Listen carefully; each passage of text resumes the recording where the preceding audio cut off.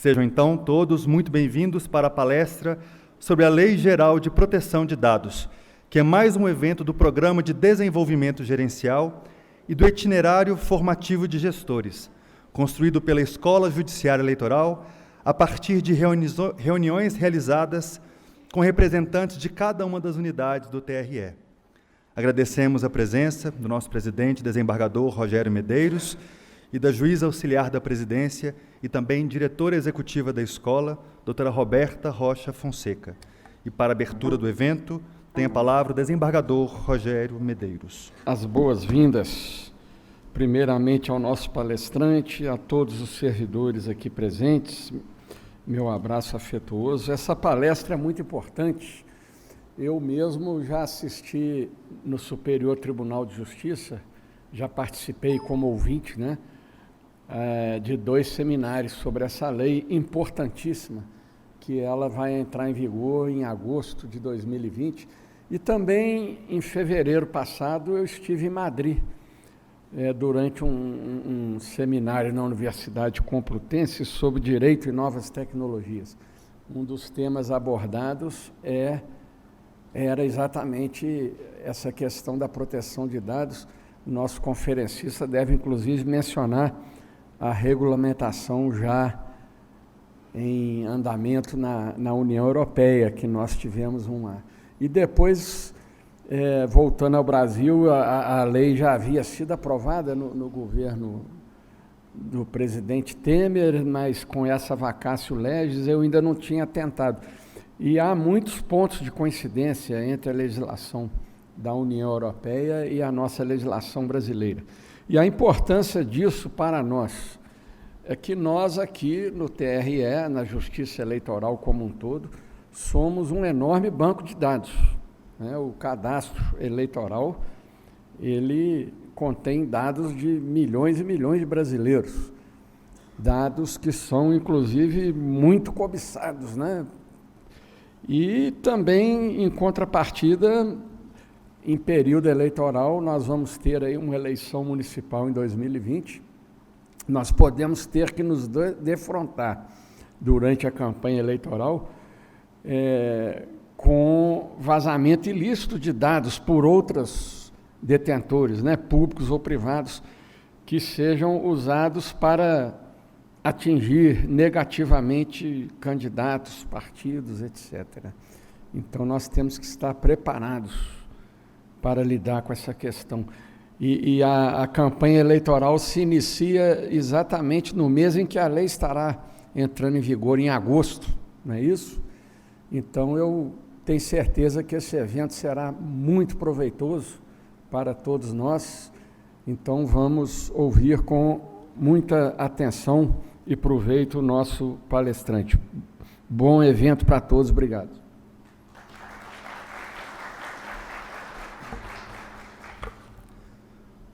Para nos falar sobre a Lei Geral de Proteção de Dados, convidamos o palestrante Frank Ned Santa Cruz de Oliveira, que é bacharel em Direito, mestre em Gestão de Riscos, doutorando em Filosofia do Direito e também professor universitário. Frank Ned é um especialista em segurança eletrônica, guerra cibernética e inteligência artificial. Possui mais de 20 anos de experiência na área de tecnologia e gestão. Atuou no projeto de segurança da informação dos principais bancos nacionais, tais como Banco do Brasil, Caixa Econômica Federal, Itaú, BMG, entre outros. Participou também da equipe de segurança junto ao TSE na primeira eleição eletrônica do país e tem ampla experiência na elaboração de arquitetura de segurança dos maiores data centers no Brasil, Estados Unidos e também na França, com vasto conhecimento em monitoramento e resposta a incidentes de segurança. Além disso, coordenou a implantação do Security Operations Center da Brasil Telecom. Informamos ainda que, ao final da palestra, teremos alguns minutos para perguntas. Os interessados deverão solicitar o microfone, que estará à disposição com as assistentes. Com a palavra, então, Frank Ned. Bom dia a todas e a todos. Então, veja só, nós vivemos efetivamente uma sociedade onde boa parte das relações acontecem de forma remota. Hoje, quantas vezes no nosso dia nós interagimos com sistemas ou pessoas através de aplicações ou aplicativos? E isso pode levar ao erro, né? Porque quando você tem uma sociedade, uma realidade de mundo, e não mais só de país, onde as relações se dão boa parte dela de forma remota, à distância, esses dados precisam ser devidamente resguardados, protegidos, porque são eles, então, que representam a pessoa perante diversos sistemas do Estado e das empresas privadas. Então, esses dados pessoais, que nós falaremos sobre eles hoje, eles representam uma dimensão do ser humano perante os sistemas. E não é diferente também com a justiça eleitoral. E não é diferente quando vocês compram no Mercado Livre e quando vocês usam o Uber e esse universo de coisas, né? Então, essa legislação nova, essa lei geral, ela, além de falar da proteção de dados, ela traz uma série de direitos ao titular de dados. Então, nós vamos caminhar um pouquinho sobre esses conceitos. Eu vou fazer, em alguns pontos, um recorte mais direcionado à justiça eleitoral, no que diz respeito, por exemplo, ao cadastro dos candidatos, né, que a justiça tem obrigação legal de dar publicidade a isso, mas a lei fala que esse tipo de informação, que informação partidária, é uma informação sensível, então ela deve ser resguardada. Nós vamos falar um pouquinho do encontro dessa Lei Geral de Proteção das Pessoais com a LAI. Então, a LAI também é uma lei que fala sobre dar publicidade, e agora nós temos uma legislação que fala de proteger a informação, né? Então, esse é um pouco o nosso caminho, tá? Então, os dados pessoais, isso que eu falei, né? Eles são hoje uma expressão da personalidade das pessoas perante os sistemas, perante o mundo. Fazendo, assim, algumas provocações para a gente poder perceber como isso já faz parte do nosso mundo, né? E tudo que eu falar aqui são exemplos, né? Eu não tenho nada contra ou a favor dos exemplos, são exemplos, né? Se nós pensarmos como um exemplo de uma plataforma de relacionamento, onde as pessoas, e nada contra as plataformas, se cadastram para conhecer outra pessoa. Se você pensar que a primeira decisão de quem você vai conhecer, quem faz é um algoritmo, que é uma decisão tão pessoal, mas a primeira decisão das pessoas que vão te aparecer para você ser um futuro esposo, namorado, companheiro, é um algoritmo que faz a decisão. E só depois da decisão do algoritmo é que você faz a sua decisão. Então, perceba como essas tecnologias influenciam profundamente a nossa vida, né? Então, é isso que a gente vai falar. Então, nós vivemos efetivamente um mundo de convergência, né? Então, diversas tecnologias estão de forma muito acelerada convergindo, e isso, mais do que a realidade que nós temos hoje de dados, nós temos nos próximos anos uma grande aceleração disso. Mais à frente eu mostro um pouquinho sobre isso. Então, nós temos revoluções na tecnologia 5G. Para quem não está familiarizado com essa tecnologia, por exemplo, esse filme recente que passou, eu acho que Vingadores, um filme longo, 2h30, se você fosse fazer o download desse filme hoje no seu celular, você ia levar alguns minutos. Com 5G, você faz isso em segundos. O que isso representa e o que isso importa a nós? Importa que está acontecendo uma revolução invisível de novas tecnologias. E essas novas tecnologias vão trazer novos serviços para o mundo, e para as instituições, e para o Estado também. Por exemplo, nas últimas eleições, já pôde-se votar com o aplicativo do TSE. Você não precisa mais do título, né, fisicamente. Só que essas novas tecnologias, como 5G, internet das coisas, os Big Datas, IPv6, que é o novo endereçamento IP da internet, tudo isso vai proporcionar uma série de novos serviços. Então, por que eu estou fazendo esse recorte logo no início?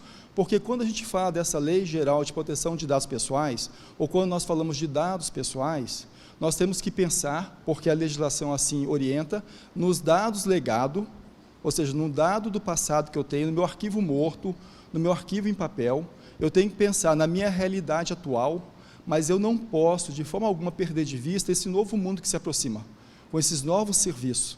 Então, eu já tenho que me preparar também, se for possível isso, para essa nova realidade. Então, essa legislação não é uma atividade, uma corrida de 100 metros. É um processo que se inicia agora e ele é permanente. Dados pessoais, de fato, fazem a realidade do novo mundo. Então, permanentemente, nós temos que nos preocupar com isso. E qual é o grande problema que nós temos no Brasil? É um problema cultural.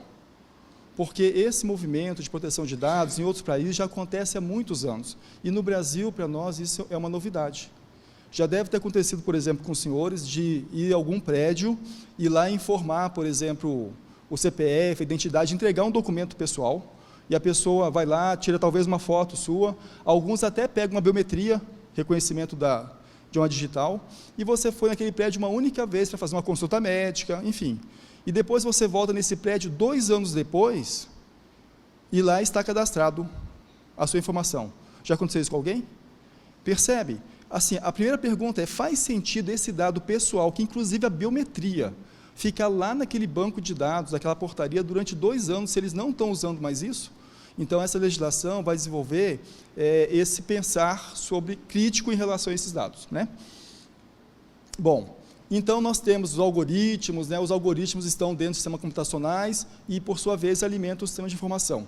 E dentro desse universo todo estão os dados.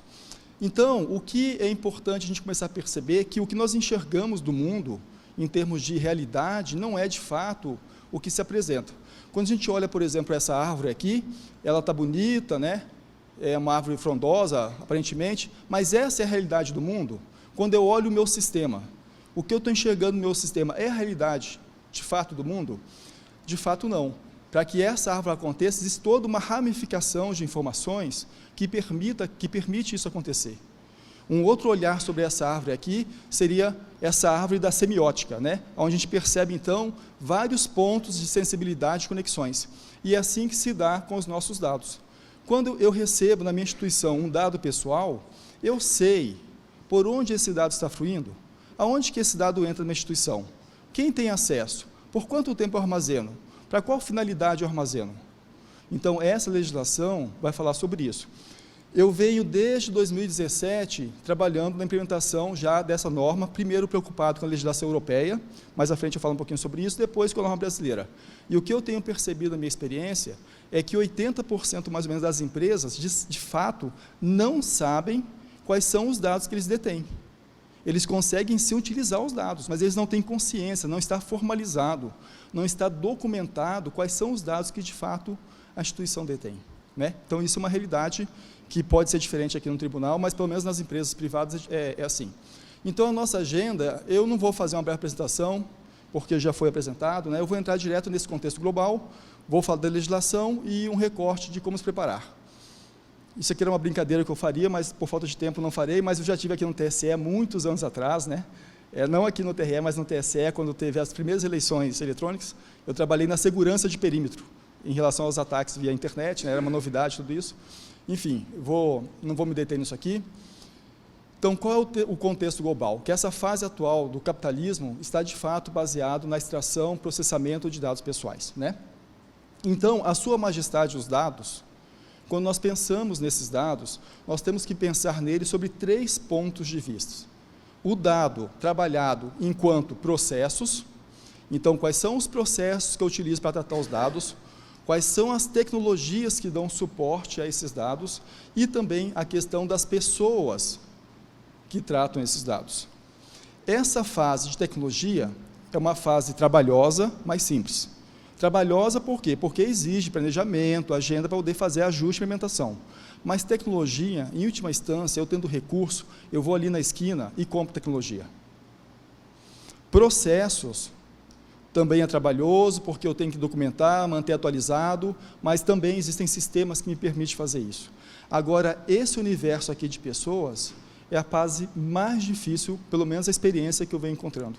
Porque quando a gente fala de pessoas, a gente fala de cultura. E mudança de cultura não é esse único encontro. É este, e amanhã, e depois, e a sustentação de uma governança em proteção de dados. Esta é a fase mais lenta. Então, eu vou começar a usar alguns exemplos. Aqui, lá na Universidade de Brasília, onde eu dou aula na Faculdade de Direito, nós temos um projeto de pesquisa relacionado com os Objetivos de Desenvolvimento Sustentável da ONU, e nós recebemos lá, todo o período de férias, alunos de 5 países diferentes, inclusive da Dinamarca. O primeiro ano que nós recebemos esses alunos, que foi o ano retrasado, esses alunos tiveram que ser cadastrados no sistema da universidade para poder gerar os relatórios de pesquisa deles. Nós recebemos 12 alunos da Dinamarca. Os 12 alunos perguntaram por que queria cadastrá-los, por quanto tempo ficariam os dados dele e quem teria acesso. 12 alunos acadêmicos. Percebe cultura? Esse questionamento, porque se fosse um aluno brasileiro, e aqui é uma crítica, mas uma realidade também, né? Ele ia falar assim, lógico, pode cadastrar, o que você precisa? Quer tirar uma foto? Tiraria uma foto rindo ainda, sorrindo, fazendo uma brincadeira. Nada contra isso, né? Porque a nossa cultura é mais expansiva. Mas o que eu falo é a cultura de proteção dos dados. Nós não temos isso. E isso é um processo lento de formação, mas é urgente que se faça, né? Então, tá. Então, para a gente poder entender um pouquinho o que é os dados, dentro da teoria do sistema de informação, o dado é toda aquela informação não qualificada. Então, se eu falo assim para os senhores como exemplo, verde, amarelo, vermelho, o que é isso? São as cores da minha preferência? São as cores do time de futebol? São as cores do trânsito? Isso é um dado, não está qualificado. A partir do momento que eu falo para os senhores, eu estou falando do sinal de trânsito, eu rotulei esse dado. Então, isso agora virou uma informação. E a partir do momento que todos aqui que dirigem um carro conhecem o significado desse signo, verde, prossiga, amarelo, atenção, vermelho, pare, isso agora, então, para nós, virou conhecimento. E depois existem outras camadas aqui da inteligência e sabedoria, mas que esse propósito nosso aqui não nos importa. Mas o que importa aqui, à luz da nossa legislação? A Lei Geral de Proteção de Dados Pessoais, ela fala que esses dados pessoais pertencem ao cidadão, que a lei chama de titular de dados. Então, todos nós aqui somos titulares de dados. Somos titulares de dados perante a nossa instituição, porque a instituição tem os nossos dados pessoais, lá no RH, lá tem exame de saúde, tem exame admissional, demissional. Talvez, se aqui existe controle biométrico, aqui tem controle biométrico, então já tem uma base de dados sensível, porque tem a biometria dos senhores. Se existe monitoramento de imagem interna, já está capturando imagem. Então, os nossos dados pessoais perante a instituição e os dados pessoais de quem nós assistimos, de quem nós atendemos. Então, todos somos titulares de dados. Essa lei é uma lei geral de proteção de dados pessoais. Então, ela aplica-se a dados da pessoa natural, da pessoa humana. Se eu tenho um pet shop, e lá nesse pet shop tem lá informação de animais, que doença, o nome, o peso, essa lei não alcança. Eu tenho um rebanho, lá tem informações do rebanho, peso, idade, não sei, essa lei não alcança. Outra lei pode alcançar, mas não esta. Esta é somente uma lei que alcança dados pessoais da pessoa natural. É uma lei geral. Sendo geral, não é somente o dado digital. Aquele meu arquivo em papel, também essa lei alcança. Se aqui tivesse uma relação com o nome dos senhores, de quem está presente, essa lei alcança. Se eu estou numa reunião, e nessa reunião tem informações de eleitores, com nome, cidade, endereço, CPF, essa lei alcança. Então, todo o universo de dados pessoais. Aonde ele estiver, a lei alcança, é uma lei geral, tá bom? Muito bem, então o que é importante ainda em relação aos dados? Hoje, a realidade de sistemas é que nós temos mais dados, ou um conjunto de dados que são informados. Então, por exemplo, eu vou tentar fazer algum recorte na justiça eleitoral, né?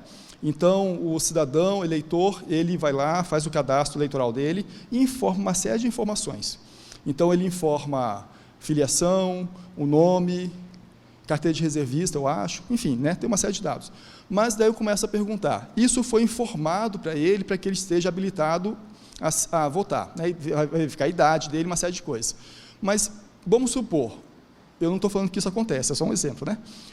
O aplicativo do TSE, que já foi usado na última eleição, quando você faz o cadastro, ele pega a geolocalização. Ele não pede a geolocalização? Ele pede a geolocalização para uma finalidade, que é para poder mostrar a zona eleitoral daquele eleitor. Agora, se a gente fosse avançar nesse exercício, essa geolocalização é um dado pessoal? Sim ou não? Sim, é um dado pessoal. Daí, para que ele possa exercer o direito dele de voto, precisa o tribunal ou a justiça eleitoral pegar a geolocalização dele? É fundamental que se pegue? Não, parece que não, né? Mas é uma facilidade, sim?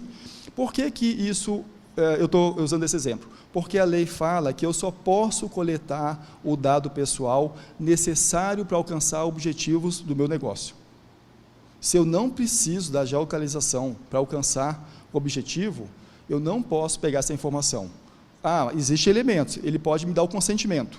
Então, pode ter um botãozinho lá, você me dá o consentimento? Dou. Ah, então agora eu posso. Mas se eu não houver o consentimento, eu não posso. Percebe?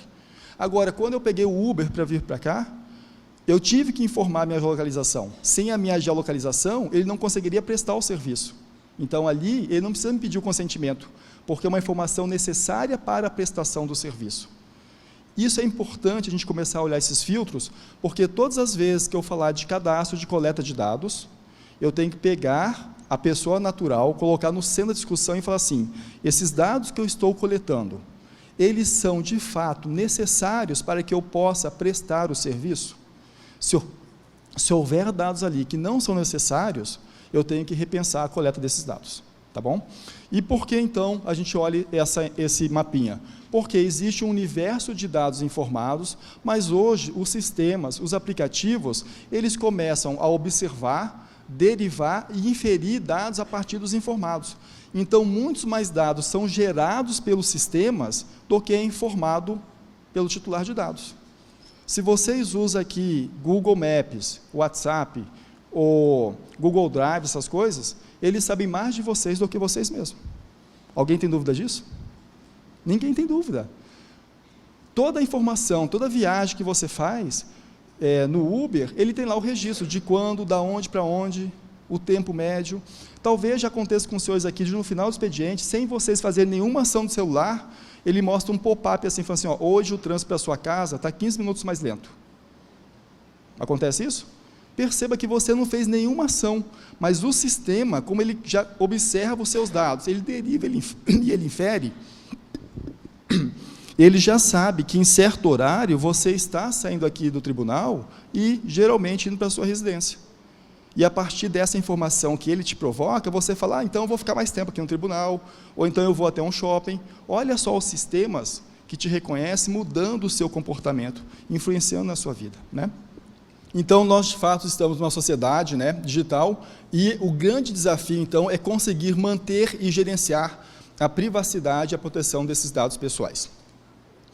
Então, fazendo assim um breve resgate histórico, a internet, ela tem, no Brasil, na verdade no mundo, 24 anos, é uma jovem. Há 20 anos atrás, nenhum dessas aplicações, ou aplicativos, ou serviços existiam. Nós estávamos surgindo a Amazon, o telefone celular é algo assim, imenso, né? Nós tínhamos ali a primeira clonagem de um ser vivo, a Dolly, um primeiro ser humano perde para um computador, isso há 20 anos atrás. De lá para cá, nós temos toda uma revolução, que eu já comentei sobre isso acontecendo, que gera novos serviços, que gera essa nova realidade hoje, para nós, tudo isso baseado em dados, e em dados pessoais.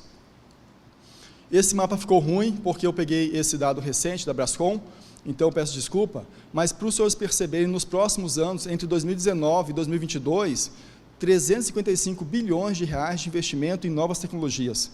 Todas as tecnologias que nós olharmos aqui, que processam dados e dados pessoais. Ou seja, é um novo mundo de coleta e processamento de dados pessoais. E não vai ser diferente aqui no tribunal, tenho certeza. Porque o próprio Estado vem pressionando para o cidadão ir para dentro da rede. Nós temos aí o decreto de 2018 da cidadania digital. Hoje, com mudanças recentes, a carteira de trabalho já é digital. Quem tira carteira de habilitação é digital. Sim? Olha só o cidadão, né? Então, se eu perguntar assim como provocação, quem aqui hoje consegue ficar sem o celular o dia todo? Consegue. 2, 3, temos 4. Olha, tá bom, 4. Temos 4 que conseguem. Mas eu vou dizer para os senhores que vocês não vão conseguir mais. Porque se você tiver uma habilitação digital, você precisa do seu aparelho, inclusive com bateria, para se você for parado na blitz, você provar que você está habilitado. À medida que o Estado te joga para dentro da rede, você precisa desse dispositivo operante, né? Então, se hoje a gente consegue ficar sem, em breve não. Eu até brinco com os alunos, eu falo, se um ET chegasse aqui na Terra hoje, né? E falar assim, ó, eu sou um ET pesquisador, eu tenho que voltar para o meu chefe e descrever como que é o ser humano. Eu falo assim, ó, o ser humano é alguma coisa assim, tem isso aqui que eu vou chamar de cabeça, 2 extensões que eu chamo de braço, outras extensões que eu chamo de perna, e todos eles têm uma coisa, que é isso aqui, que é externo a eles. E alguns são mais evoluídos que têm 2 desses. Seria uma descrição, acho, bem realista, né, do ser humano, né? Mas como que está, então, essa mudança digital, né? Então, o mundo tem 7,6 bilhões de pessoas e 57% da população mundial está na rede. gerando dados permanentemente. Em 24 anos, a internet alcançou 57% da população mundial. Quanto tempo os senhores acham que vai levar para alcançar 100%? Mais 24 anos? 10? 5? Os números vêm indicando que nos próximos 5 anos, 100%, né? O Brasil, nesse cenário, então, somos 211 milhões, nós temos 70% da população brasileira na rede. Esses dados são do IBGE de dezembro deste ano. Esse material está com os senhores e todos têm as referências, tá? Só o ano passado, nós tivemos 10 milhões de usuários de brasileiros entrando na rede. Se o Brasil mantiver essa taxa de crescimento, nos próximos 5 anos, 100% da população brasileira vai estar na rede. Quem não estiver na rede não vai ser por falta de tecnologia ou por custo, vai ser por opção, mas uma opção que eu tenho dúvida se a pessoa consegue exercer, porque o próprio Estado está exigindo que nós tenhamos isso, né? Então, essa é uma realidade do país, né? Assim, fechando esse ciclo, eu pergunto, quais são os maiores países do mundo? E, geralmente, nosso set mental fala, em termos populacional, eu tenho a China com 1,4 bilhões de pessoas, eu tenho a Índia com 1,3 bilhões, eu tenho os Estados Unidos com 320 milhões e o Brasil com 211 milhões. É uma visão de mundo. Mas uma outra visão de mundo é a visão de mundo dessas plataformas. Facebook, 2,3 bilhões de pessoas. O primeiro país em termos populacional é a China, 1,3 bilhões. Depois vem a Índia, depois vem aplicativos, e antes de chegar nos Estados Unidos, que é o terceiro país mais populoso do mundo, nós temos algumas centenas de aplicativos. O que isso nos importa? Para a justiça eleitoral, eu acho que isso importa, porque foi comentado já, as eleições se aproximam, e não há uma verdadeira guerra de fake news, de falas dentro dessas plataformas. Quando eu pego e vou numa plataforma dessa, ou dentro desse novo mundo, no WhatsApp, né, e divulgo alguma informação, olha só a consequência do universo de pessoas que eu tenho potencialmente capacidade de alcançar. Então, perceba que a gente tem que enxergar o mundo agora frente a essas realidades, né? Isso é uma coisa importante, me parece. Então, falando sobre os riscos que isso nos oferece, esse gráfico aqui é do Fórum Mundial de Economia, de janeiro deste ano. Aqui a probabilidade de acontecer algo e aqui o impacto. Essa primeira marca aqui é o risco de ter vazamento ou furto de informação. Então, alta probabilidade e o impacto crescendo. Essa marca aqui é a marca do ataque cibernético. Alta probabilidade, alto impacto. Então, nós vivemos cada vez mais dentro de cenários de quadrante onde os dados estão sofrendo ou têm maior interesse de ataque e furto dessas informações, né? Então, os dados nos apontam isso. Para fechar essa ideia, então, já comentei sobre isso, o próprio Estado, né? Então, esse decreto de 2018, transformação digital, movimenta a sociedade para dentro da rede, a reforma trabalhista já traz lá os artigos de teletrabalho, e daí gera consequências. Aqui no tribunal, eu acredito que talvez tenham pessoas que já façam teletrabalho. Mas, pronto, está regulamentando. Então, em breve, se espera que se faça, né? Agora começam a surgir várias questões, né? Esse computador que a pessoa usa, é dela ou é do tribunal? Se ela usa para exercer as funções do tribunal, mas também ela navega ali no Gmail dela, ela acessa o Internet Banking, pode o tribunal monitorar esses dados? Como que fica essa relação dos dados pessoais do servidor que usa esse equipamento em relação ao tribunal? Veja que tudo isso gera uma série de questões, né, que já tem respostas. Especificamente esse caso não é uma inovação, tem respostas, né, mas são questões que surgem. Então, nós temos resoluções do Banco Central sobre o uso de dados pessoal, normativas da CGU, o Marco Civil da Internet já falava de proteção de dados pessoais. Então, uma lei geral de proteção de dados pessoais, necessariamente, não é uma novidade para o Brasil. O que é novidade é o caráter geral dela, porque o Marco Civil da Internet já falava de proteção de dados pessoais. Nós temos aqui em dezembro a Política Nacional de Segurança da Informação, recentemente os decretos 1046 e 1047, né? Eu vou comentar mais sobre ele à frente, que cria uma base única de dados, né? Eu comento daqui a pouco sobre eles. Então, para fechar essa ideia, essa iniciativa do governo levando a sociedade para dentro da rede, né? Então, este é o contexto de uma sociedade pautada em dados, e muito desses dados de caráter pessoal. Então, o que essa lei ela começa a nos mostrar? Ela fala assim, olha, existe uma dimensão de dados que eu preciso para poder operacionalizar, alcançar os objetivos da minha instituição, que são pessoais. Existe uma dimensão de dados que são dados operacionais. Só que antes nós tratávamos todos esses dados unicamente como dado operacional. Quantos eleitores que tem em certo bairro, para poder fazer gestão de pessoas que tem que ter, de zonas, de urnas, não é isso? Só que eu tratava tudo isso simplesmente como dado operacional. A lei fala não, existe uma dimensão de dados que são pessoais. E essa dimensão de dados pessoais, eu tenho que dar um tratamento diferenciado. Esses dados pessoais, inclusive, podem ser também dados operacionais. Mas isso não tira dele o caráter de dado especial, que precisa de um tratamento diferenciado, né? Então, um breve histórico, essa lei, resgatando um pouco a Europa, né? Nós temos nos anos 70 esse livro Privacy Freedom, do professor Alan Westin, é uma das primeiras literaturas que fala sobre sistemas processando dados pessoais, e apesar de ser de 67, é um livro muito atual, porque ele reflete também uma realidade do Brasil, que me parece que a gente vem invertendo as coisas. No Brasil, a gente tem falado muito de dados pessoais frente ao tratamento que a iniciativa privada dá a esses dados, e esquecendo que a lógica, de fato, em relação aos dados pessoais, se aplica-se também ao Estado. A nossa legislação, em alguma medida, né, ela deixou o Estado um pouco a par disso. Eu falo sobre isso mais à frente. Mas a lógica é que o dado pessoal, independentemente de ser tratado pelo Estado ou pela iniciativa privada, ele requer um nível de proteção. Então, na Europa, em 95, eles têm uma diretiva chamada 9546. Eu não vou comentar aqui como que é a estrutura normativa da Europa, né? Mas em 95 é o primeiro documento que surge junto com a internet. Em 2012, eles percebem que esse documento não é mais suficiente para dar resposta. E eles começam a trabalhar na atualização desse documento. Em 2016, esse documento gera a GDPR, que é aprovada pelos 28 Estados-membros da União Europeia. E em 18 de maio do ano passado, 25 de maio do ano passado, essa lei começa a produzir efeitos na Europa. Maio do ano passado. Maio, junho, julho, agosto. 3 meses depois, o Brasil sanciona a lei semelhante. O Brasil sancionou uma lei semelhante porque o parlamentar olhou e falou assim, nossa, o dado do cidadão brasileiro está vulnerável, eu preciso fazer uma lei? Infelizmente, a resposta é não. Mas a gente não vai entrar aqui na discussão do porquê disso, né? Mas o fato é que 3 meses depois, o Brasil sancionou uma lei semelhante, que em alguma medida ela copia a lei europeia, mas uma cópia não muito mal feita, a verdade é essa. E daí nós temos uma série de vulnerabilidades, infelizmente, essa é a realidade. Por que eu estou falando isso? Não que eu tenha algo contra o sistema legislativo, é porque os senhores vão enfrentar esses buracos da lei. Os senhores têm que estar cientes disso, porque terão que dar resposta a esses espaços da lei.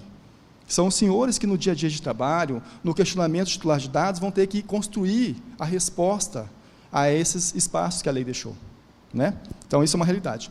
Enfim, então, o Brasil sanciona uma lei semelhante.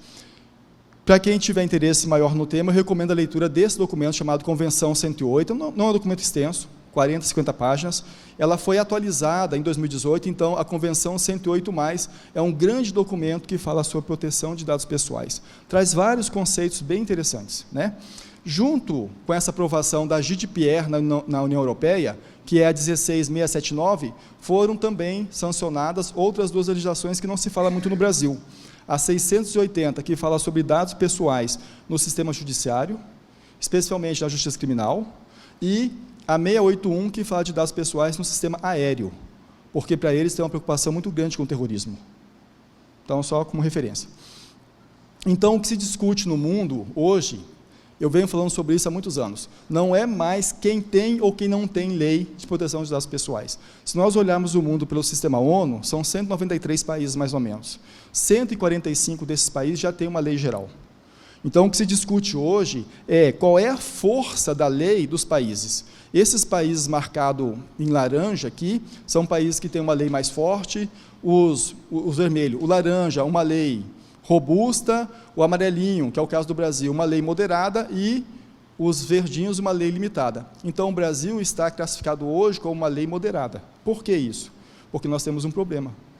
Foi decretado a formalização de uma autoridade nacional de proteção de dados pessoais, mas a autoridade não foi ainda instituída. E nós estamos há 11 meses da lei produzir efeitos. E essa autoridade não se tem ainda norte de quando ela vai ser instituída. Então, nós temos uma lei que faz de proteção de dados pessoais, que ela vai ser regulamentada em vários aspectos dele. A lei fala isso, pela autoridade nacional, mas a autoridade ainda não foi instituída. Nós temos 11 meses, e se for instituída agora, nesse momento que nós estamos falando, em 11 meses não consegue fazer. E nós sabemos que o poder, né, não fica sem, a cadeira do poder não fica sem ninguém sentado, né?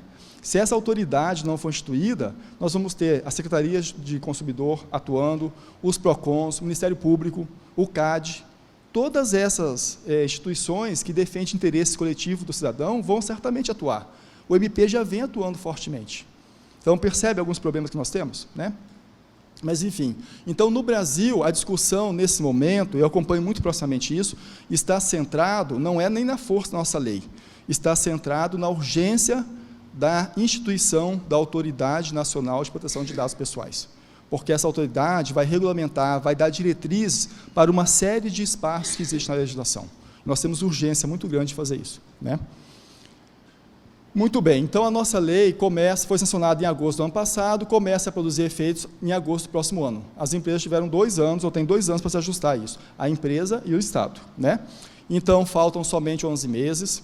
É muito importante nós sabermos que um projeto de adequação à lei gera uma tarefa de casa imensa.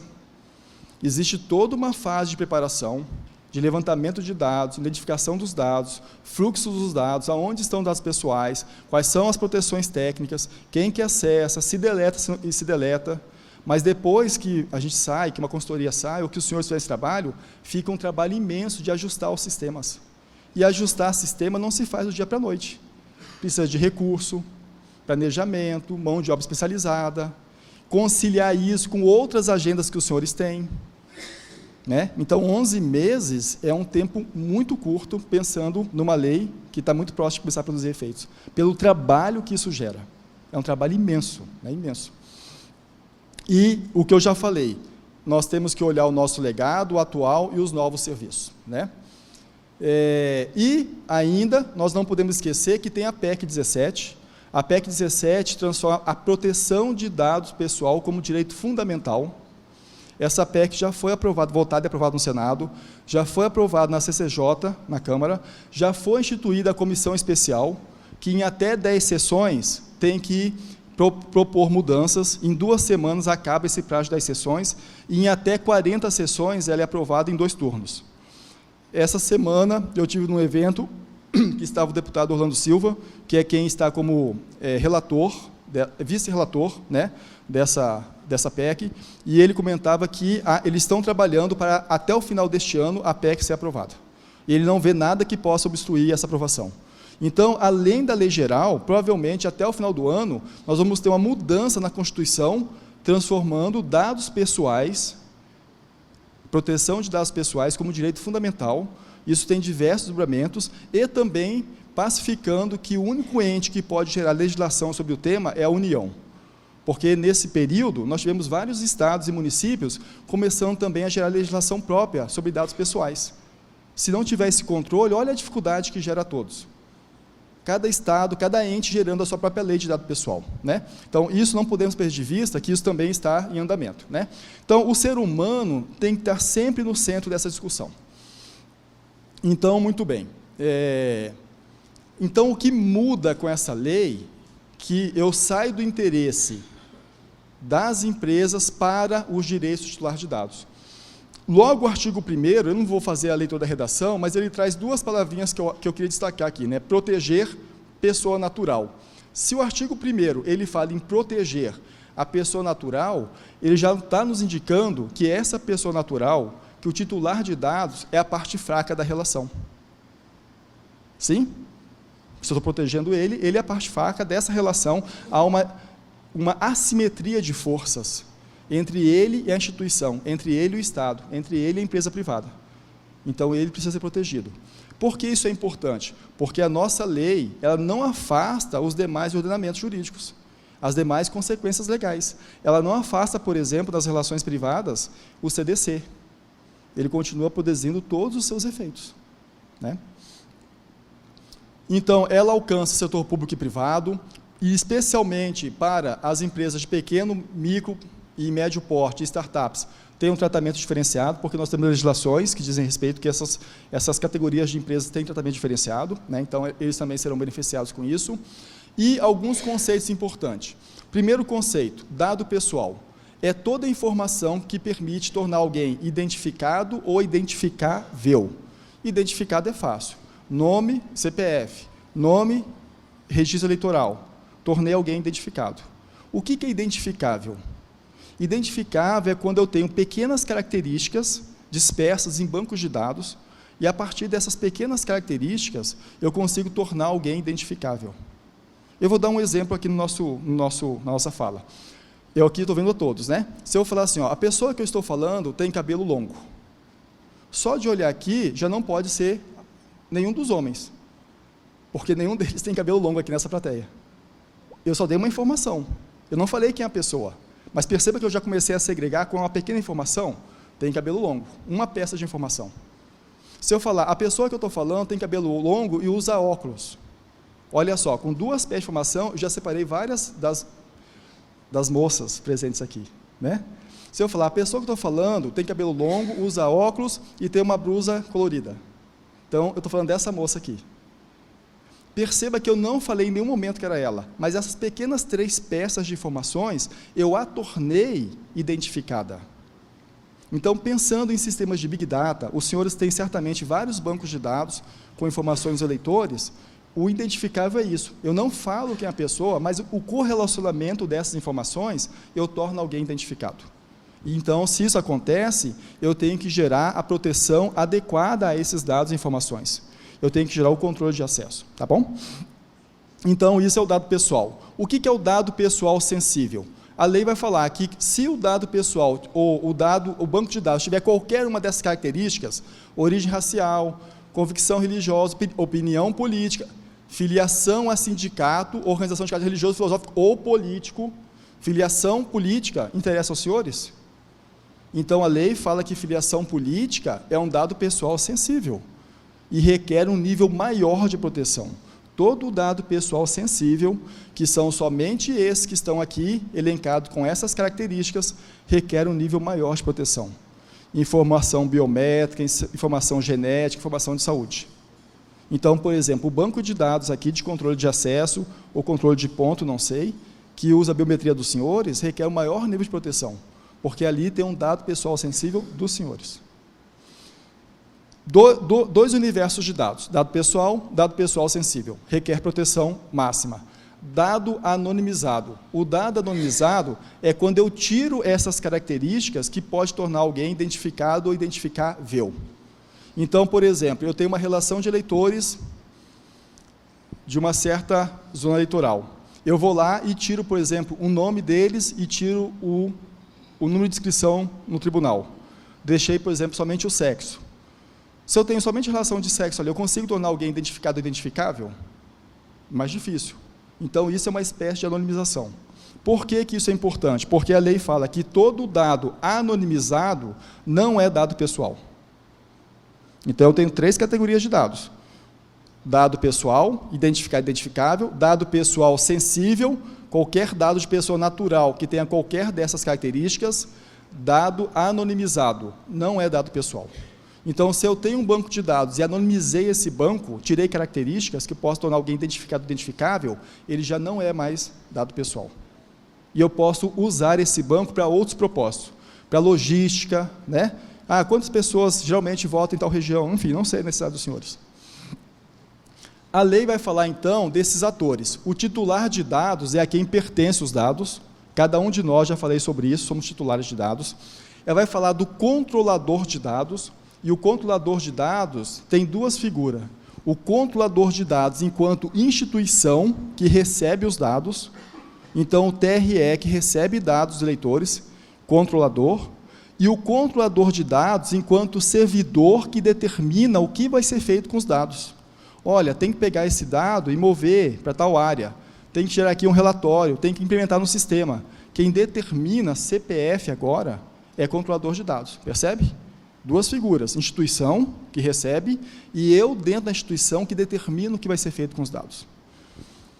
Operador dos dados é a pessoa que faz o tratamento dos dados. O que é tratar os dados? Daqui a pouquinho eu falo sobre isso. Então, o operador é aquela pessoa que vai lá e efetivamente trata esses dados. Faz a implementação no banco de dados, faz o merge, separa, inclui, exclui. Esse é o operador. De novo, duas figuras. Pode ser operador instituição especializada nisso e operador pessoa CPF, que faz aquilo. Esses dois atores aqui, controlador e operador, eu marquei aqui 3 palavrinhas. Registro. A lei fala que todo acesso realizado a dados pessoais pelo controlador e pelo operador deve ser registrado. Quem, quando e de onde acessou.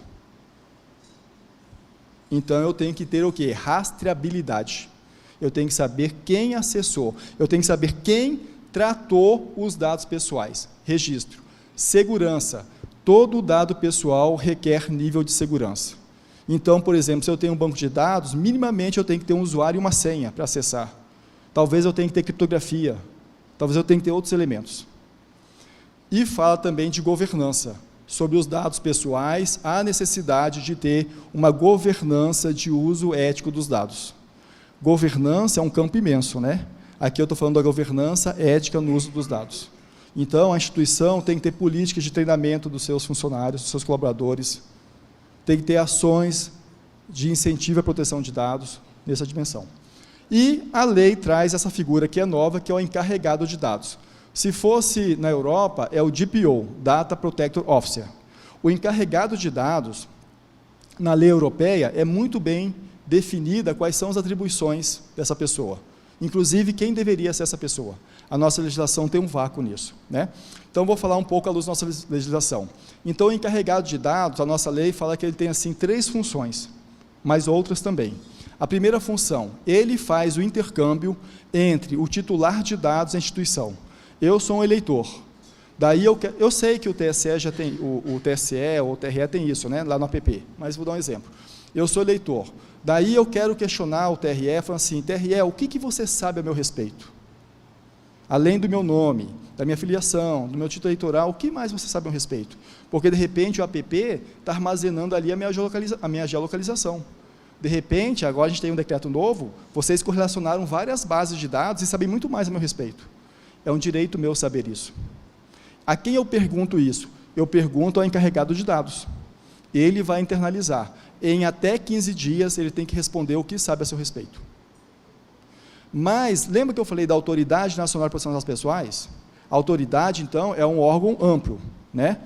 A autoridade também, se ela tiver denúncias de que não há um bom tratamento de dados, que não há um uso ético de dados, ela pergunta ao encarregado de dados. Encarregado de dados, nós temos aqui uma denúncia de que há um tratamento não adequado aos dados. É verdade isso? Me dê evidências.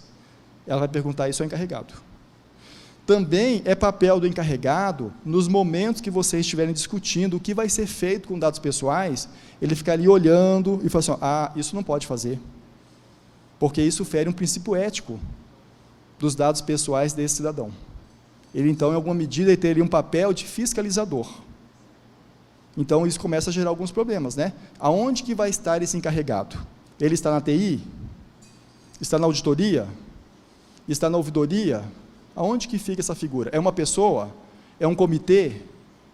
É um grupo? Pode ser tudo isso, pode ser uma pessoa, pode ser um comitê, pode ser um grupo, mas o que é importante é que ele não tem interesse, conflito de interesse. Se ele é quem protege os dados, não deveria ser essa pessoa também o encarregado. E a lei fala, então, que o encarregado tem que estar visível, ou seja, na página, preferencialmente, principal da instituição, tem que ter ali quem é o encarregado, o telefone, o e-mail dele. Comando da lei. Então, um exemplo disso. Aqui, acho que talvez todos usem o WhatsApp, né? Se vocês entrarem no WhatsApp e falar em configurações, privacidades, vocês vão ver que lá tem uma opção assim, relatório de dados. Se você clicar em relatório de dados, o WhatsApp vai mandar para o seu e-mail cadastrado tudo que ele sabe a seu respeito. Porque ele sabe muita coisa a respeito de todos nós. Por que o WhatsApp fez isso? Já fazendo adequação à lei europeia. Então, ele automatizou esse processo, percebe? Então, se você falar em configuração e privacidade, tem relatório de dados, ele te manda para o seu e-mail tudo que você sabe. Mas não só o WhatsApp, o LinkedIn tem isso agora, o Facebook tem isso, todas as plataformas digitais já têm esses recursos. O que você sabe a respeito? Se vocês, quem tem Facebook aqui, se você entrar lá e fizer isso, você vai receber um relatório de 200 páginas. Depois façam o teste, vocês vão ver. Né? Também o LinkedIn também. E a lei traz essa quinta figura, que é o agente de tratamento. Quem é o agente? É o controlador e o operador numa única caixinha. Mais à frente eu falo sobre isso. Então, o que é tratar dados? A lei fala tratar dados. São esses 20 verbos aqui. Acessou o dado é tratar. Processou, compartilhou, incluiu, tudo isso é tratar dados. Mas o que mais nos importa, não, sim, lógico que nos importa essas 20 definições, esses 20 verbos, mas isso aqui, ó, como, as que. Ou seja, é exemplificativo. Outras coisas, além dessas definidas pela lei, além do acesso, reprodução, transmissão, distribuição, também pode ser tratamento de dados pessoais, a depender do contexto. Então, fazendo uma questão do compartilhamento, porque o compartilhamento é tratar dados. Então, na Justiça Eleitoral, nós temos lá no TSE, né, os senhores têm conhecimento disso melhor do que eu, a Identificação Civil Nacional, que é uma grande base de dados, sim, dos eleitores, que tem biometria, né? E essa lei, a lei da Identidade Civil Nacional, ela fala, então, que esse banco de dados ele pode ser compartilhado entre os entes, com exceção da biometria.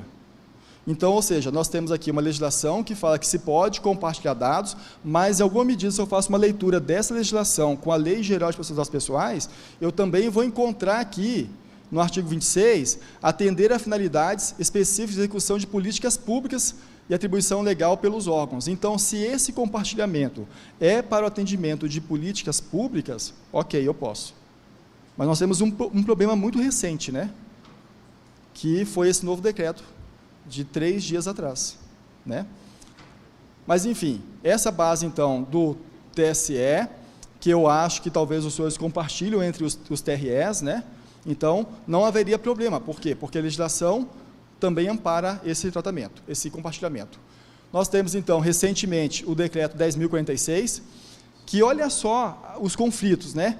Fica dispensada a celebração de convênio, acordo de cooperação técnica ou instrumento de congêneres para fazer o compartilhamento de dados.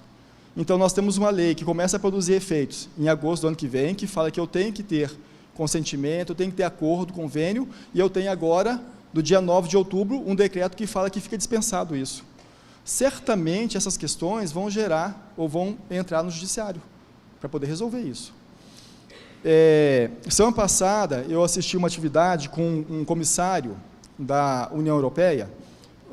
A Autoridade Nacional de Proteção de Dados Pessoais é uma autoridade, uma espécie de agência, que tem várias funções. Ela pode auditar, ela pode pedir relatórios, pedir auditoria, ela também tem que determinar ou dar resposta a questões nebulosas da lei, né? O Brasil, pela nossa legislação, fala que essa autoridade vai ser composta por 20 pessoas. Ouvindo uma fala de um representante do Estado, e aqui eu não estou fazendo crítica, não, estou trazendo fatos, né? Ele falou assim, não, a gente vai pegar 20 servidores, vamos escolher 20 servidores e pronto, vamos constituir. Daí começa a surgir, quem são esses 20 servidores? Uma dúvida. Outra, eles vão ter recurso para trabalhar? Porque a autoridade nossa não tem autonomia financeira. Não tem recurso. Aonde que essas pessoas vão ficar? Será que eles vão ter pelo menos uma impressora? Ou será que quem é o diretor vai ter que ir lá também plugar o cabo da impressora? Porque 20 pessoas, é isso, 20, né? 20 para poder, 20 na autoridade. Percebe problemas? E eu quero fazer um paralelo com a Europa. Esse comissário da Europa, o comissário na Europa é semelhante a alguém que faz parte dessa autoridade no Brasil. Então, ele falava assim, a semana passada, numa atividade. Ele falou assim, na Europa, nós começamos com 10, um ano depois nós tínhamos 350, hoje nós temos 1.000. A autoridade deles hoje tem 1.000 pessoas lá dentro. Eles têm 3.000 demandas por ano. Eles já estão com 50.000 ações judiciais, de titulares de dado buscando a justiça. A Europa, a lei europeia, ela está produzindo efeitos há 1 ano e 4 meses. 1 ano e 5 meses. Em 1 ano e 5 meses, esses são alguns números da realidade europeia. A autoridade deles tem 1.000 pessoas, 3.000 demandas de empresas por ano, 50.000 ações já em curso. No Brasil vai ser diferente? Daí a gente começa a perguntar, 20 pessoas, consegue dar conta, será? Para um país dessa dimensão, 10ª economia do mundo, 4º país mais populoso, 70% da população dentro da rede, um país altamente, dependente de tecnologia, e fazendo um parênteses aqui, dependente no sentido de lúdico, até de lazer, porque nós temos uma desigualdade social muito grande. O cidadão brasileiro, ele não consegue ir ao teatro, ele não consegue sair de férias, não consegue jogar, sei lá, tênis, mas ele consegue comprar um smartphone de R$1.000 em 10 parcelas de 100. E esse smartphone vira a ferramenta de lazer. Ele assiste filme, ele conversa com pessoas, ele interage, é uma janela para o mundo. E nesse processo, dados pessoais são coletados. Nenhum aplicativo é instalado gratuitamente. Não existe. Aqui, vocês devem ter Gmail. O Gmail é gratuito? O Gmail é grátis? Sim? Sim ou não? Quem acha que sim? Só para fazer um teste. Quem acha que o Gmail é grátis? Levanta a mão. Poucos. Eu não vou desiludi-los, porque a maioria acredita que não é grátis. O Gmail não é gratuito. Sabe como que você paga? Com seus dados pessoais. Passa um e-mail agora para alguém no Gmail falando assim, está chegando o final do ano e eu quero passar as férias em Florianópolis. E vai no Google. O que vai acontecer? Hotel em Florianópolis. Passagem aérea para Florianópolis. Festa em Florianópolis. Réveillon em Florianópolis. Por quê? Porque nesse momento que você passou e-mail para alguém, ele pegou essa informação e compartilhou com todos os parceiros de negócio dele. Na verdade, ele não compartilhou, ele vendeu. E é por isso que você começa a receber um monte de provocações de coisas para Florianópolis. Então, perceba, não é gratuito, Muito bem. Então, nós temos essa lei recente, que trata essa questão. Isso certamente vai gerar um problema jurídico. A nossa lei, então, ela traz 10 princípios. Eu vou passar rápido. Como é que eu estou de horário, por gentileza? Eu brinco que eu estou advogado, e dizem que advogado que ele mais gosta é ouvir a própria voz, Então, eu tenho que ter atenção com o horário. Mas eu já estou quase indo para o final. Mas eu acho importante falar isso. A lei tem 10 princípios. O primeiro princípio é o princípio da finalidade. O que esse princípio diz? Que eu só devo coletar os dados pessoais necessários para alcançar a finalidade do meu negócio. Eu não devo coletar dados além do necessário. Princípio da finalidade. Dados necessários para a finalidade. Princípio da adequação. Se eu coletei o dado para a finalidade A, eu não posso usar esse dado para a finalidade B. Eu tenho que estar adequado à finalidade declarada. Princípio da necessidade. Esses dois princípios aqui estão vinculados com a finalidade. Necessidade, ele reforça o princípio da finalidade. Dados necessários para o negócio.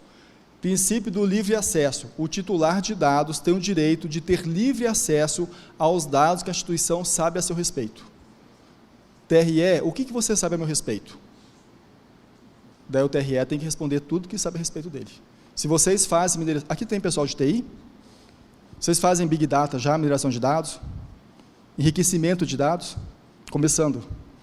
Então, se vocês fazem enriquecimento de dados, vocês farão daqui a pouco, Então, se você faz enriquecimento de dados, e esse titular de dados pergunta a vocês o que você sabe a respeito, você tem que falar, porque esse enriquecimento de dados também a ele pertence. O dado pessoal, isso é um elemento fundamental da lei, o dado pessoal não pertence à instituição, o dado pessoal pertence ao titular de dados. A instituição é mera usuária desse dado para alcançar as suas finalidades, seja Estado, dentro de política pública ou prestação de serviços, seja empresa privada em frente aos serviços que oferece. Então, o dado pertence ao titular. Sendo o dado pertencente a ele tem o direito de saber o que sabe a seu respeito. Então, princípio de livre acesso. Princípio da qualidade.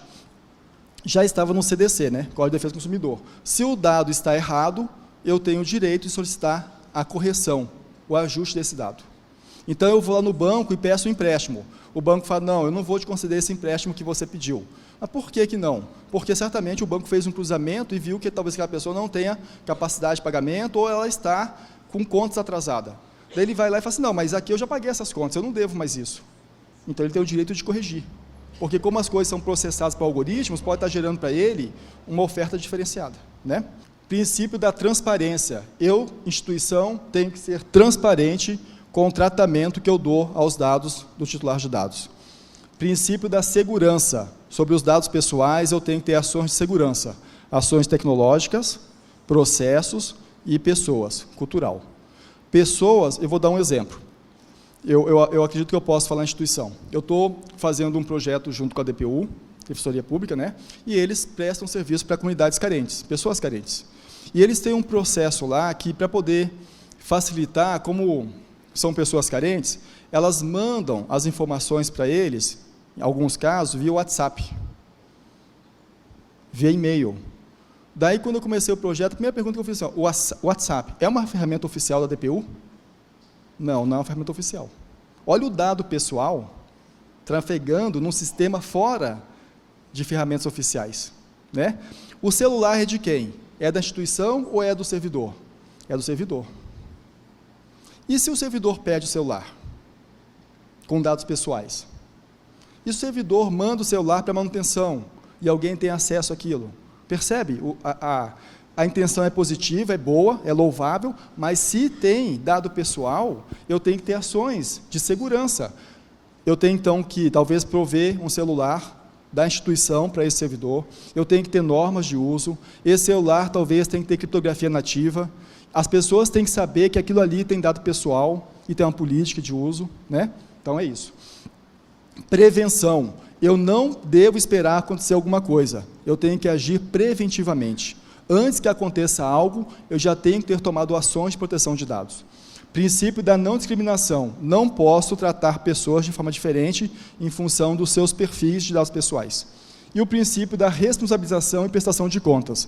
Eu sou responsável e tenho que prestar contas sobre o que é feito com os dados pessoais. Então, prevenção está vinculada à segurança. Então, a lei vai trazer 10 bases legais para que eu possa tratar dados pessoais. Uma base legal é o consentimento. Eu peço ao titular de dados, você me dá o consentimento, eu posso tratar seus dados? Se ele der o consentimento, ok, você pode. Dificuldade com isso. É muito difícil você gerenciar os diversos consentimentos das pessoas. Na Europa, nesse exato momento, passado 1 ano e 6 meses da legislação, eles estão revendo esse consentimento. Eles estão criando na Europa um conceito chamado de sandbox. O sandbox é como se fosse uma caixa preta, né, onde você flexibiliza o entendimento de algum aspecto da norma. Então, lá na Europa, nesse momento, eles estão pegando essa dimensão do consentimento e estão colocando dentro de um sandbox. Eles estão relativizando, facilitando, porque eles perceberam que está muito difícil para as instituições fazer o gerenciamento desses N possíveis tipos de consentimentos. Nós vamos enfrentar esse problema no Brasil. Daqui a 1 ano, os senhores vão estar nas mesas de reuniões discutindo sobre isso. E agora? Né? Como é que a gente faz? Então, eu acho que olhar para o que está acontecendo na Europa é sempre uma boa referência nesse momento. Porque como eles estão 2 anos na nossa frente, né, a gente já sabe algumas coisas que estão acontecendo lá, certamente vão acontecer aqui também. Então, tá. Cumprimento de obrigação legal ou regulatória, eu acho que aqui tem uma grande base para os senhores, né, porque existe uma obrigação, né, de serviço público. Pela administração pública, uma outra base, para realizar estudos de pesquisa com fundamento não comercial, então eu posso tratar os dados. Execução de contratos, quando eu faço um contrato, eu tenho que qualificar as partes. Quem é, endereço, estado civil, profissão, não preciso pedir consentimento. Dentro da justiça, eu posso tratar os dados. Proteção à vida, eu posso tratar. Tutela da saúde, proteção do crédito e legítimo interesse. Se eu não conseguir achar nenhuma, eu preciso estar compliance com uma dessas bases apenas. Eu não preciso estar compliance com todas. Se eu vou tratar dado pessoal, eu tenho que olhar para esse quadro aqui e falar assim, aonde que eu tenho aqui a base legal para tratar esse dado pessoal? Eu preciso encontrar uma delas. Se eu não encontrei nenhuma delas, eu posso falar, então eu vou usar aqui, ó, legítimo interesse. É meu legítimo interesse tratar esses dados. Mas esse legítimo interesse não pode estar desvinculado da legítima expectativa do titular de dados. Um exemplo rápido. Eu fui no banco abrir uma conta. Quando eu abri a conta no banco, eu informei uma série de dados pessoais. Nome, endereço, filiação e, inclusive, os meus vencimentos. O banco começa a tratar esses dados para detectar fraude. E percebeu que o Frank está aqui em BH agora e, nesse momento, alguém fez uma compra com o meu cartão em Brasília. Isso deve ser uma fraude. Vai lá e bloqueia a transação. Isso é meu interesse? Sim, agrega ao meu patrimônio? Agrega, ok. O banco precisa pedir meu consentimento? Frank, olha, eu vou fazer isso também. Nesse caso, não. Por quê? Porque é legítimo interesse da instituição e ela também vai à minha legítima expectativa. Agora, vamos supor que o banco perceba que todo mês eu estou entrando um cheque especial. Tem um mês que eu entro 3 mil, outro mês eu entro 1.000, outro mês eu entro 5. Eu falo, pô, o Frank está precisando de dinheiro. Eu vou fazer uma oferta para ele de um crédito de R$5.000, só que eu vou usar uma taxa acima do mercado. Legítimo interesse do banco? Sim. É minha expectativa ter uma taxa acima do mercado? Não. Percebe? Então, o legítimo interesse tem que estar associado com a legítima expectativa. Eu não posso usar isso sem o consentimento dele, né? Então, é um exemplo. Então, surge uma série de direitos aos titulares, né? Esses direitos arcos, nós já falamos sobre eles: direito de acesso aos dados, direito de retificação, direito de cancelamento. Eu quero que você delete meus dados. Pode um cidadão solicitar ao TRE que delete os dados dele? Poder pode, mas não vai ser feito. Por quê? Porque esse direito de cancelamento, ele só vai ser exercido se eu não tenho uma normativa, se eu não tenho algo maior que me garanta ficar com esses dados. Sim? Tá? E é importante falar que o direito ao cancelamento é diferente do direito ao esquecimento. O direito ao esquecimento é uma dimensão do direito que existe coisas a meu respeito na internet que depõem contra a minha pessoa e eu quero que isso saia da rede, quero que isso seja esquecido. Então, eu sou um político e eu fui acusado de uso inadequado das verbas, sim? E isso está na internet. Pode esse parlamentar, esse político, solicitar que esse processo ou alguma coisa assim seja esquecido, seja deletado? Poder pode. Será que ele vai conseguir? Talvez não. Eu falo sobre isso daqui a pouquinho. Que daí a gente vai entrar em outra dimensão, né? E direito à oposição: se os algoritmos não precisam processar meus dados, eu posso solicitar que algoritmos não tratem meus dados. Direito à oposição. Eu vou usar um exemplo muito rápido sobre isso. Certa madrugada eu estava lá em casa estudando alguns algoritmos de IA, a minha especialização em inteligência artificial, né? E eu precisava de um algoritmo que fizesse uma solução matemática com velocidade rápida. Só que era 3 da manhã, eu não ia ler um livro. Então eu fui no YouTube e botei assim, algumas palavras-chave que tinham velocidade. Quando eu botei, apareceu assim do lado: o ataque de leão mais rápido do mundo. 3 da manhã, eu falei, isso aqui é interessante. Daí eu falei, assistir. Daí terminou, veio assim, o cardume mais rápido do mundo. Daí eu assisti. Depois veio a cobra com o bote mais... Assisti. O cowboy com o saque mais rápido. Passaram 40 minutos, eu vi tudo mais rápido do mundo, menos o meu algoritmo. Percebe? Então, o direito à oposição é isso. Eu não quero, né, que algoritmos sugestionem coisas. Eu vou na Amazon e peço a pesquisa do livro A. Daí fala assim, ó, quem comprou o livro A também comprou o B, o C e o D.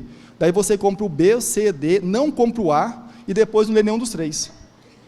Não é assim? Então, o direito à oposição é isso. Não quero que algoritmos influenciem, eu quero exercer a minha liberdade informacional, navegar por mim mesmo, sem influência, né? Então, o titular de dado tem direito à portabilidade de dados, ele migrar o dado dele para uma outra plataforma. Eu acho que é uma situação que não se aplica ao TRE, então não vou me deter nisso. Direito à explicação, já falei. Revisão automatizada, havia um veto sobre isso, mas o veto permaneceu. Então, se o dado dele é tratado por algoritmos, ele pode pedir uma revisão, e a revisão, de novo, vai ser feita por algoritmos, não por uma pessoa natural, né? Então, é isso. Dados de crianças, adolescentes e idosos requer tratamento especial. Os tribunais eleitorais, a Justiça Eleitoral trata dados de criança, adolescente? Trata dados de idosos? Sim, né? 16 anos já não pode votar? Não tem idosos que ainda, apesar de não precisar mais ainda, né, a partir de mais certa idade, 70 anos? 60, 70? 70, né? 70 não precisa mais, né?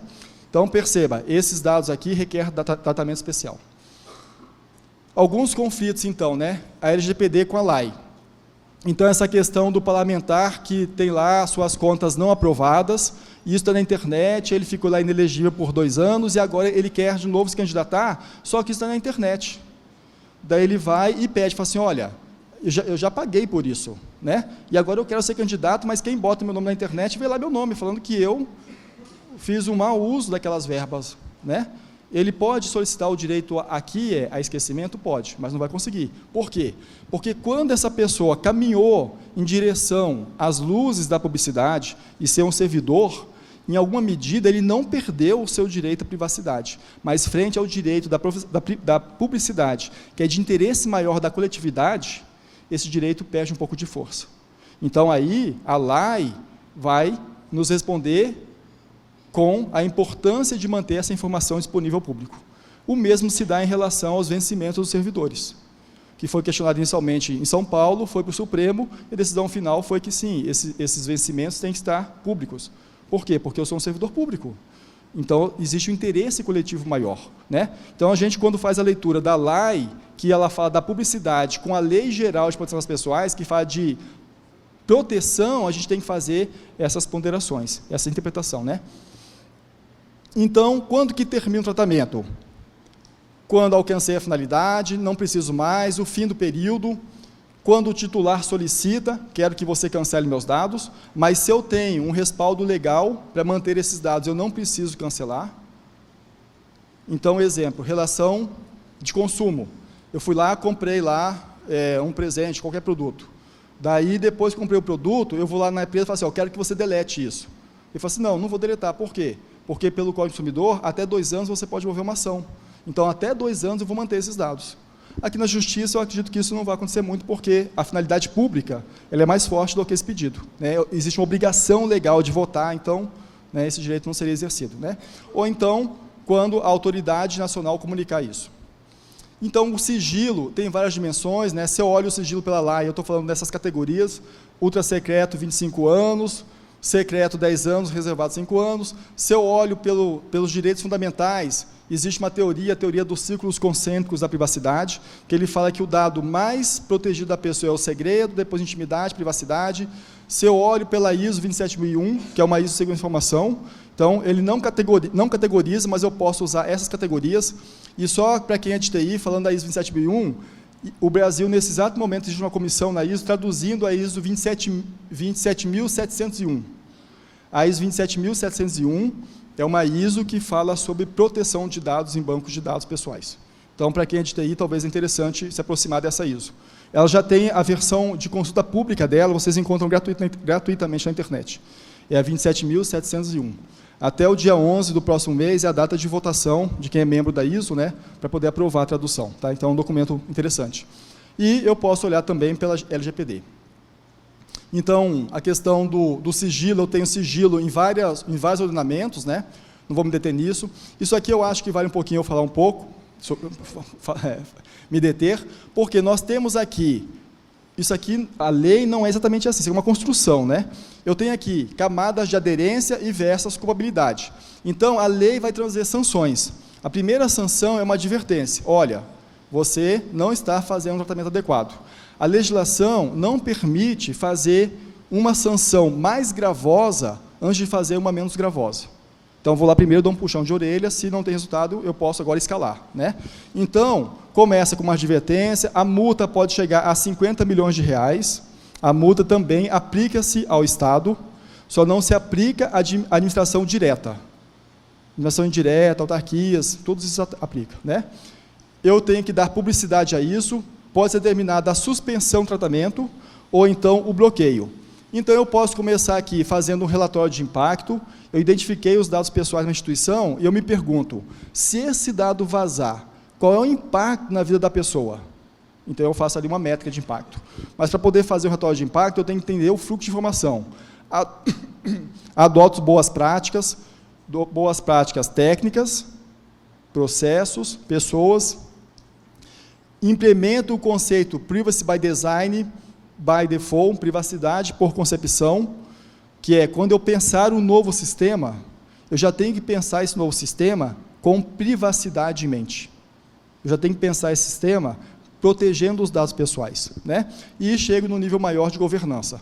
São algumas atribuições da autoridade, então, verificar se há reincidência, se as empresas estão atuando com boa-fé, qual é a condição econômica, a proporcionalidade da pena, se a empresa está adotando medidas corretivas, né, mecanismos e procedimentos internos de proteção de dados. Então, isso aqui são algumas das atribuições para fazer o grau de ponderação no momento de aplicar uma sanção.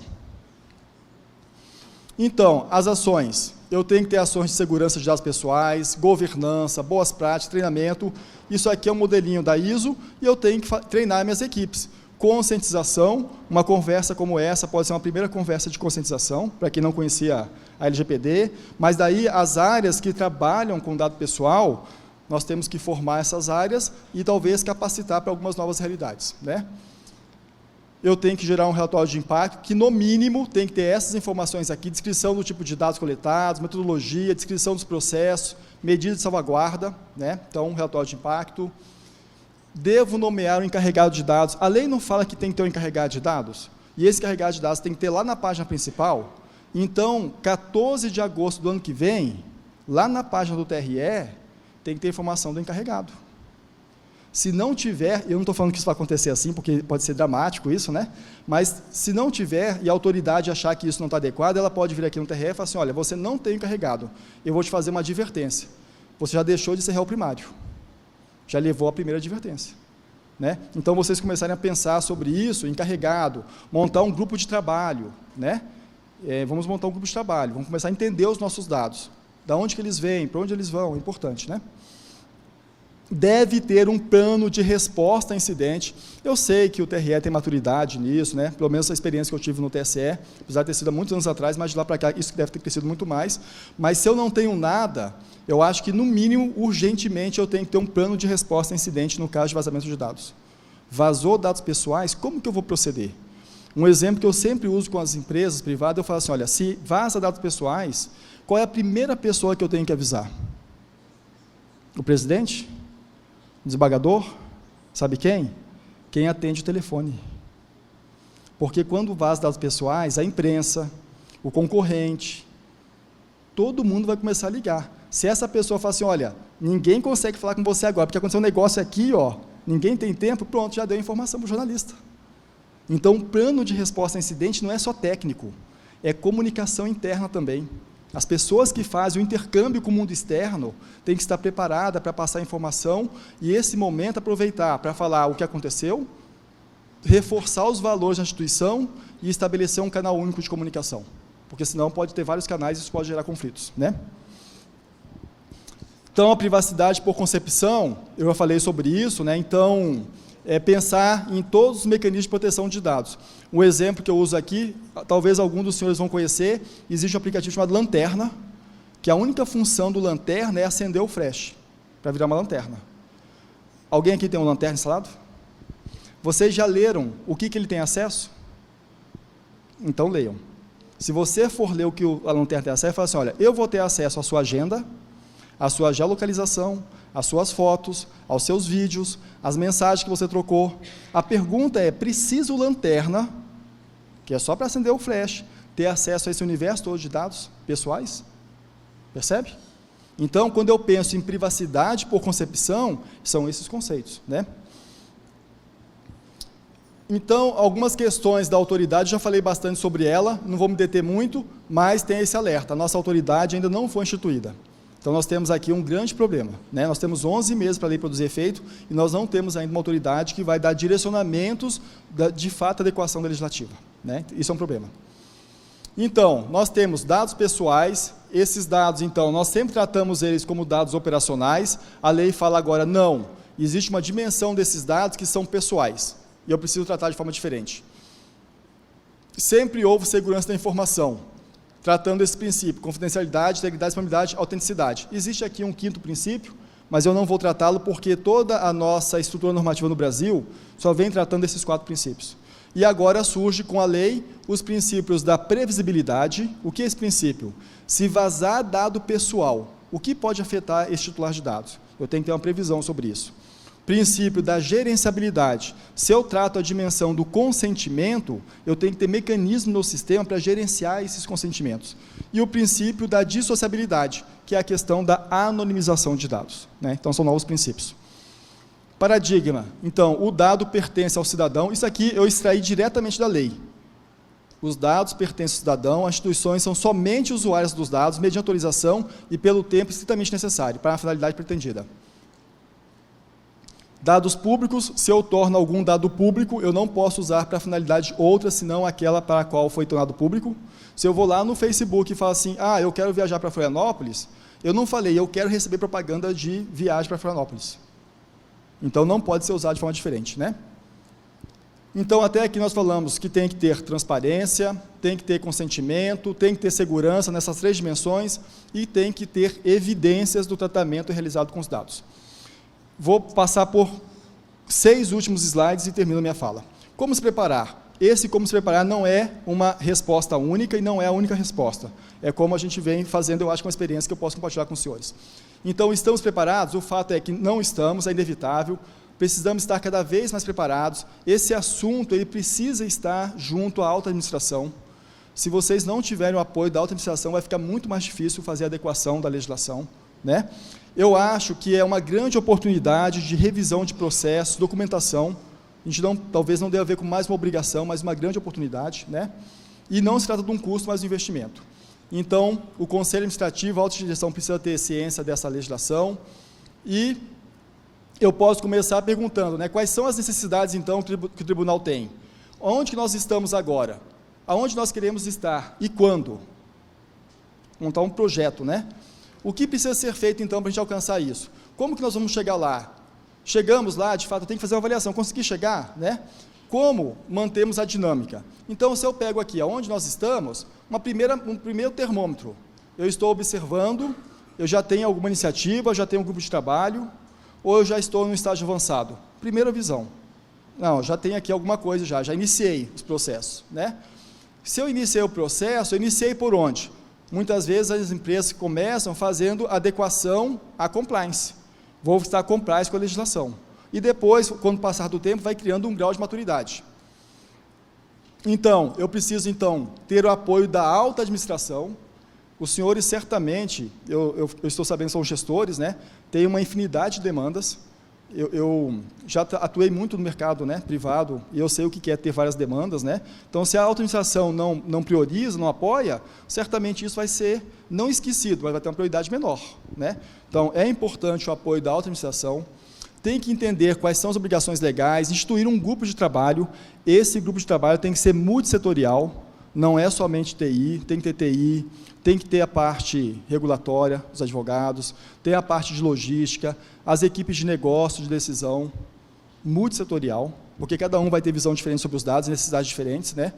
Escolher ou entender o encarregado de dados, ou um grupo que vai exercer essa função, né? Levantar e classificar quais são os meus legados, fazer uma revisão das minhas políticas, quais são as normas que me garantem estar com esses dados, né? Analisar o consentimento e criar processos.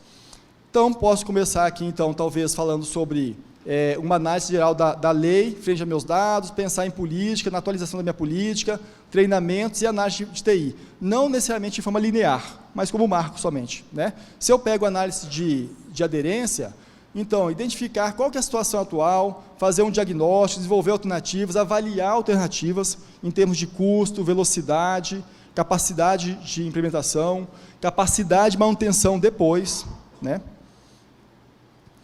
Por que o depois? Os senhores sabem isso melhor do que eu, né? A contratação só pode ser através de processo público. Se eu contrato A hoje, e na próxima rodada A não consegue vencer, será que eu vou perder todo o meu trabalho? Como é que eu faço a gestão disso depois? Essas garantias, que os senhores conhecem isso melhor do que eu, né? E daí eu tenho um plano de feedback. Se eu pego ali identificar as situações, estou terminando já, né? Então, envolver as áreas, né? Qual que é o fluxo de informação? Por onde que esses dados vêm? Aonde são armazenados? Quem que usa? Para qual finalidade? Por quanto tempo, né? Então, eu vou entender o fluxo, vou fazer as políticas, né? Documentar tudo isso é importante, fazer um mapa de risco, fazer todos os procedimentos. Eu vou dar um exemplo, eu estou nesse exato momento terminando um projeto num cliente muito grande. Olha só que peculiar que eu encontrei lá. Eles têm lá uma sala com arquivo morto, que tem dado jurídico, né, com um exame adicional, dimensional, um universo, essa afinidade de dados pessoais. Tem lá um arquivo morto. Essa sala do arquivo morto, que é uma sala grande, cheia de documento, não tem porta. Qualquer pessoa tem acesso. A lei fala que eu tenho que ter controle sobre isso. Mas, investigando a empresa, a gente fez um projeto lá de 6 meses, estamos acabando agora, nas próximas 2 semanas, eles têm também lá uma área que tem assim, um pequeno estoque de material de limpeza. Papel higiênico, produtos de limpeza. E tem uma senhora, Clarice, que cuida disso. E só ela tem a chave. Para qualquer pessoa, quando está com o papel higiênico, pegar um papel higiênico, tem que ir lá na senhora pegar a chave para poder pegar o papel higiênico. Eu falei para ela, olha, o papel higiênico de vocês é mais protegido do que o arquivo morto, que não importa. Qualquer pessoa acessa, percebe?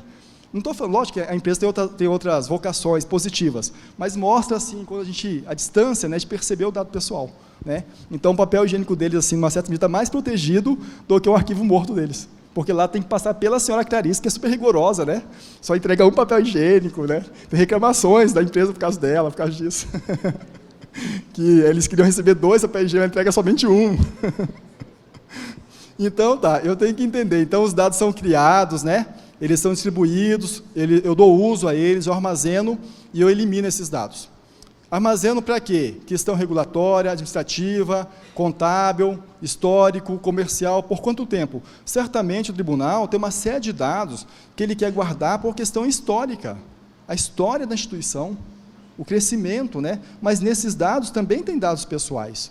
Como que eu guardo esse dado histórico de forma protegida? Né? Então, é isso. Então, nós temos essas várias dimensões, já falei sobre isso, vou passar rapidamente. Então, ponto de atenção, necessidade de treinar as equipes, transparência no uso dos dados, responder a incidentes. Isso aqui é um fluxo rápido de resposta a incidentes, não vou me deter nesse fluxo, né? Isso aqui é uma sinalização para os senhores. O ISACA, ele fez um relatório em maio deste ano, quando a lei europeia fez 1 ano, ele fez um estudo com as empresas europeias. Vocês conseguiram implementar?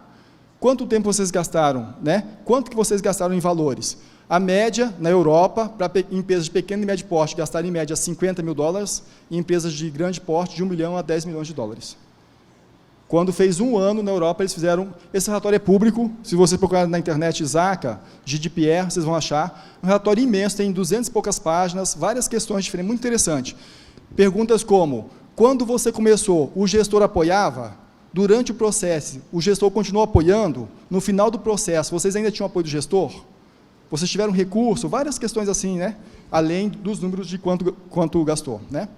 Vou passar por isso aqui rapidamente, porque eu acho que eu venci meu prazo já, né? Então, isso aqui é uma fala final já, num artigo recente de um colega professor, ele traz essa informação onde ele fala que o tratamento não ético de dado pessoal é uma escolha. Ninguém não trata dado pessoal por acidente, é uma escolha não tratar dado pessoal de forma ética, né? Então, isso é uma informação importante. Vou para o final, que é isso, né? Então, o mundo mudou, nós temos uma nova realidade de mundo, e nós temos que cada vez mais nos adequarmos a essa nova realidade. Eu agradeço a atenção dos senhores, peço desculpa pelo meu atraso e por me delongar demais na fala, e se houver questões, eu estou à disposição para podermos conversar e aprender com os senhores. Obrigado.